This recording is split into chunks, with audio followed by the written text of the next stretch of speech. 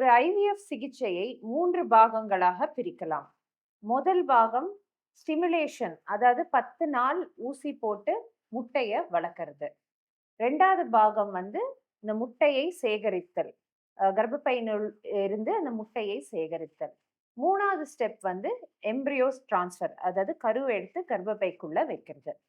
இந்த ஸ்டிமுலேஷன் சொல்லக்கூடிய ஸ்டெப்ல 10 நாட்கள் டெய்லி மார்னிங் ஒரு இன்ஜெக்ஷன் போடுவோம். ஒரு நாள் விட்டு ஒரு நாள் அப்படி ஸ்கேன் பரிசோதனை மூலயமா நிறைய முட்டைகள் வளர செய்திருவோம். அப்புறம் செகண்ட் ஸ்டெப் ஆன எக் கலெக்ஷன்ற போது ஸ்கேன் மூலியமா மயக்கம் செலுத்தி அந்த பெண்ணை தூங்க செஞ்சு கீழ் வழியாகவே அந்த முட்டையை சேகரிப்போம்.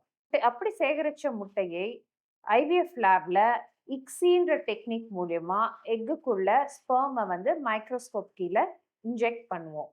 இப்படி இன்ஜெக்ட் பண்ணிட்டு அதை எடுத்து இன்குபேட்டர்ல வைப்போம். இன்குபேட்டர்ல இது 5 to 6 days வரைக்கும் வளரும். அடுத்த ஸ்டெப் ஆனது எம்ப்ரியோ டிரான்ஸ்ஃபர்.